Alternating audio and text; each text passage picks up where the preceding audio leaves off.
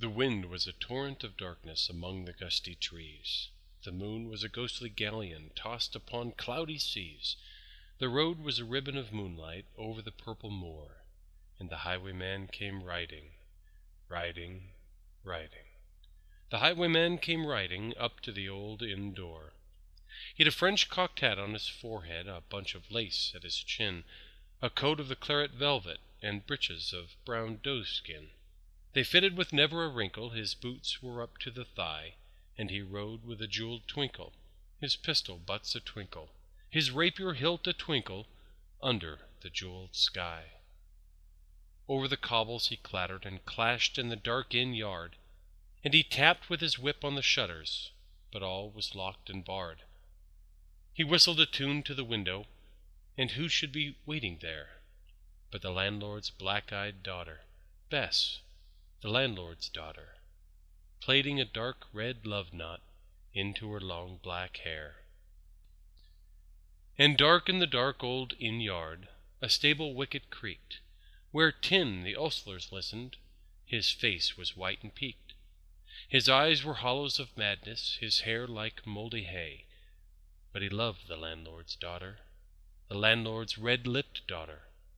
Dumb as a dog he listened, and he heard the robber say, "One kiss, my bonny sweetheart, I'm after a prize tonight, but I shall be back with the yellow gold before the morning light. Yet if they press me sharply and harry me through the day, then look for me by the moonlight, watch for me by moonlight.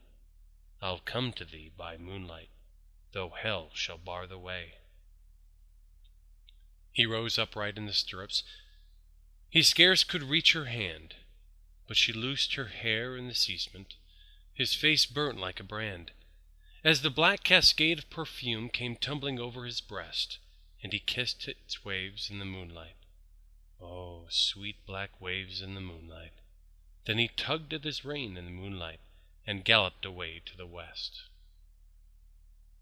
He did not come in the dawning, he did not come at noon, and out of the tawny sunset, before the rise of the moon, when the road was a gypsy ribbon looping the purple moor, a redcoat troop came marching, marching, marching.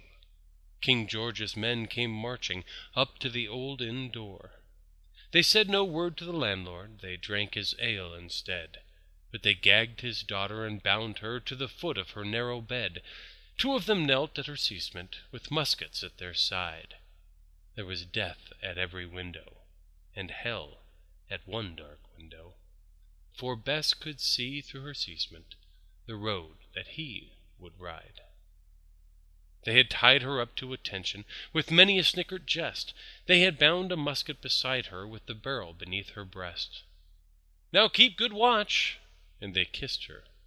She heard the dead man say, "Look for me by the moonlight, watch for me by the moonlight.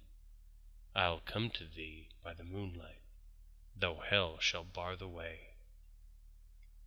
She twisted her hands behind her, but all the knots held good.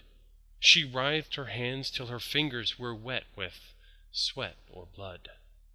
They stretched and strained in the darkness, and the hours crawled by like years, till now, on the stroke of midnight, cold on the stroke of midnight, the tip of one finger touched it. The trigger, at least, was hers. The tip of one finger touched it. She strove no more for the rest. Up she stood to attention, with the barrel beneath her breast. She would not risk their hearing, she would not strive again, for the road lay bare in the moonlight, blank and bare in the moonlight, and the blood of her veins in the moonlight throbbed to her love's refrain. Ta-da-da, ta-da-da. Had they heard it? The whore's hoofs ringing clear? Ta-da-da, ta-da-da. In the distance, were they deaf, that they did not hear? Down the ribbon of moonlight, over the barrow of the hill, the highwayman came riding, riding, riding. The redcoats looked to their priming. She stood up straight and tall. Ta-da-da. In the frosty silence. Ta-da-da. in the echoing night. Nearer he came, and nearer. Her face was like a light. Her eyes grew wide for a moment. She drew one last deep breath. Then her finger moved in the moonlight. Her musket shattered the moonlight, shattered her breast in the moonlight, and warned him with her death. He turned, he spurred to the west. He did not know who stood, bowed with her head o'er the musket, drenched with her own red blood. Not till the dawn he heard it. His face grew grey to hear how Bess, the landlord's daughter, the landlord's black-eyed daughter, had watched for her love in the moonlight, and died in the darkness there. Back he spurred like a madman, shrinking a curse to the sky, with the white road smoking behind him, and his rapier brandished high. Blood red were his spurs in the golden noon, wine red was his velvet coat, when they shot him down on the highway, down like a dog on the highway, and he lay in his blood on the highway, with a bunch of lace at his throat.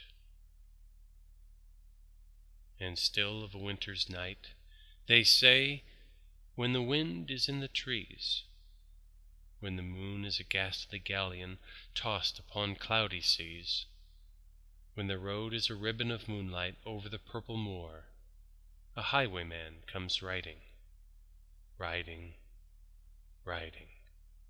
A highwayman comes riding up to the old inn door.